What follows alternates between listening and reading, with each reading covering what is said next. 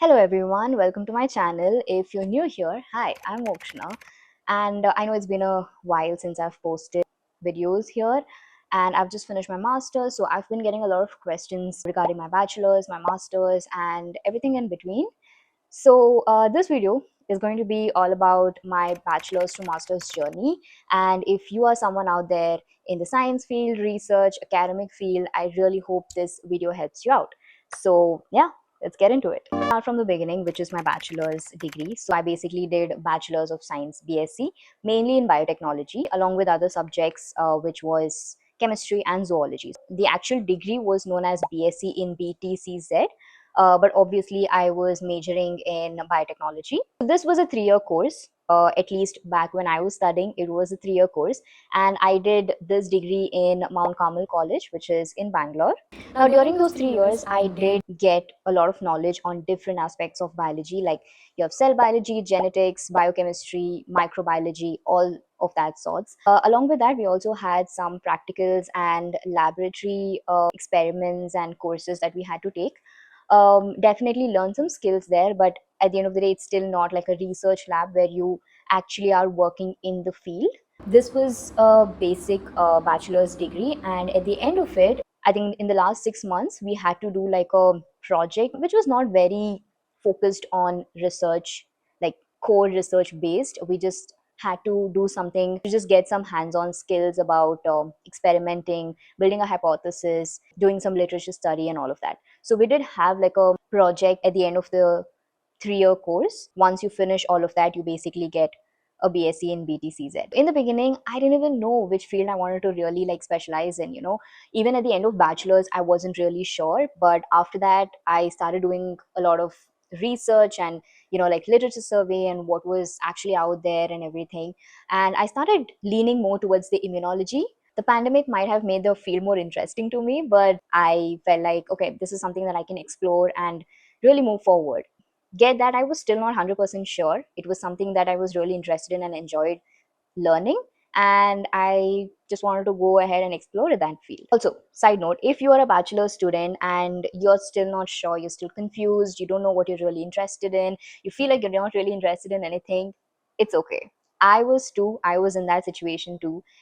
Don't stress it out, it's totally fine. I think as you move forward, you just slowly start learning, knowing the field more, and seeing what you actually enjoy doing. By the end of my bachelor's and my final degree, I knew that I wanted to do my higher studies. I wanted to do more in this field. One, because it started becoming more interesting to me. Secondly, I think there was also a fact that maybe, like, just having a bachelor's degree does not really pay you well in the industry, right? You still, like, at this point you have to do a master's in any field that you're in. So I think those two thoughts really pushed me to do a master's following my bachelor's. But as I said, even in the last year of my bachelor's, I wasn't really sure about what field do I need to go into, and what university do I apply for, and all of those things. And by then, a lot of friends of mine had actually applied to a lot of universities here in Bangalore and even other cities.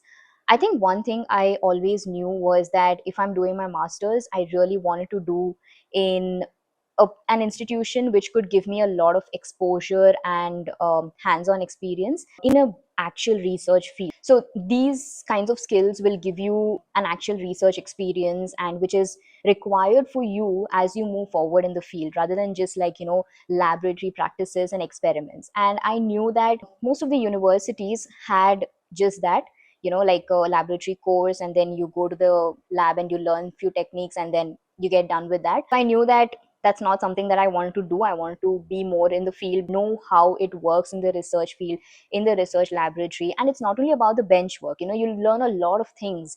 You work with the PhD people in the lab, you work with certain postdocs and PhDs who are actually in the center of the research here. You learn a lot of techniques from them. You learn how to troubleshoot, you learn how to plan experiments, you learn how to present your data. All of these little things are something that you don't get in a normal laboratory course, but you actually need to be in certain institutions and in those fields to actually get the exposure at this stage of your education. So I knew all of these requirements would not be available to me in like most of the universities or local universities that you have in the city. That is when I was like, okay, so in order to get this kind of exposure, you need to be enrolled, or you need to apply for one of the top institutions in the country, right?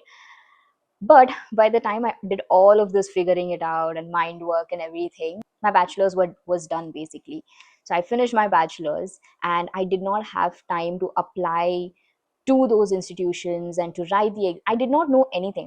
I just knew that, okay, I want to apply to these institutions, or like good institution. I didn't even know which institution, but I didn't know how to get there, what exam to do, nothing. And I didn't have any time because I already finished my bachelor's. So that is when I decided to take it slow. I decided to take a year break, actually figure it all out, do what is actually required to get into these institutions and get enrolled in them in the next year. I took a year break. In the beginning of it, I started weighing all of my options. I did a lot of research, and one of the options was also like try and apply abroad for my master's. So once I did all of the research and everything, I took everything into consideration, and I finally decided that I would apply and try to get into the institutions, like a very good institute here in India. So once I decided where I actually wanted to do my master's, I started making a list of the universities and institutions in India which I could get to and what were the ways to get into it. So one of the main thing is competitive exams. You need to give competitive exams, at least for my field, which is biological science, life science field. You need to clear those exams and then you get enrolled. There's a whole selection process. Now, there are different exams for different institutions. That's not something that I will go into right now, but if you guys want to know about that, you can definitely tell me in the comments and I can make a video about that. I knew that for my particular course, there were mainly two exams, which is GATE and IIT JAM. I selected the IIT JAM exam. So this is, I was mainly targeting the IITs and IISc. So IIT JAM is an exam mainly for the entrance into IITs, which is Indian Institute of Technology, and IISc, which is Indian Institute of Science, here in India. Having a good score of JAM, you can also get into other national institutes as well. So I decided to start preparing for my IIT JAM. The entire half of the year, 6 to 8 months, went into preparing for my IIT JAM exam. I gave the exam in February 2023. I cleared it. So basically, how the selection process in IISc works is that if you've cleared the exam and if you've got a good enough rank, which is the All India rank here, within 100 and 150 rank, if you've got, they'll basically shortlist you. They call you for a round of interview, and once you've cleared that, you basically get enrolled into the program. This is not the same with IITs. In IITs, it is basically if you are within a particular cutoff rank by that particular institution, you directly get enrolled into the program. You do not have any interview process, at least for my program, which is biotechnology, life science. I actually wanted to do my master's in biotechnology itself and try to specialize in immunology or a similar related field. But in IISc, since there was no master's for biotechnology and there was only life science available in my field, or the course that I applied for there was basically MSc in life sciences. In this course, you basically have different specializations. You have neuroscience, molecular biophysics, you have ecology, biochemistry, biophysics. I chose microbiology and infectious diseases as my specialization, and based on this, you can take certain courses, and even the labs that you take are based on the specialization that you choose at the time of admission. So this was a 2-year program, which consisted of 1 year complete coursework. The last 6 months of the course was given to a research thesis project. So this is like a master's thesis course where at the end you need to submit a thesis project and you need to defend your thesis, and you finally get graduated and get a degree, right? I'm just giving you like a brief overview of it. Yeah, so I basically did a year of my research project, submitted it last month, and I finally finished my master's in the month of May this year, and I'll be getting the degree next month. But yeah, we've finally, maybe unofficially, graduated at this point. So I think this is already taking too much time. Yeah, that's been my journey from my bachelor's to my master's. I did try and give almost all the details that I could. So currently I am applying to jobs, figuring all of it again.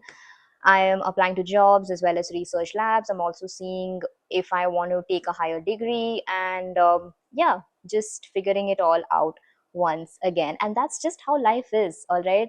You just don't have everything at a moment. It just slowly, you go step by step. So that's what it is. If you're someone who's trying to figure out, where to go, what to apply for, what's your path in science or academics, I just want to say that it's okay. You can take it slow, take one step at a time. Even if you don't know what you want to do in the next 10 years, just see where you want to be next year, what you really want to do, and you can just figure it all out as you go. Your journey does not have to be like perfect, your journey just has to be yours. Let me know in the comments if you have any other questions, if you want me to make videos regarding explaining more about different exams for different institutions, the whole selection process and all of that. Also, if you want me to dive into the course that I did in IISc, what the masters actually gives you, what you can learn, and what are the things that is going to help you in this particular course and how it works, you can definitely let me know. I can make a video about that as well. So if you want to check out my dance videos and all the fun stuff, you can definitely check out the YouTube shorts and follow my Instagram for all the fun stuffs. But if you're a science girly out there who's actually struggling figuring it all out, and you really need some information, details, or insights and perspectives about how different things are, you can definitely subscribe to my channel and stay tuned for the long format videos. Don't forget to subscribe, and also share this video to anyone who needs to hear it. Yeah, I'll see you in my next video. Bye bye.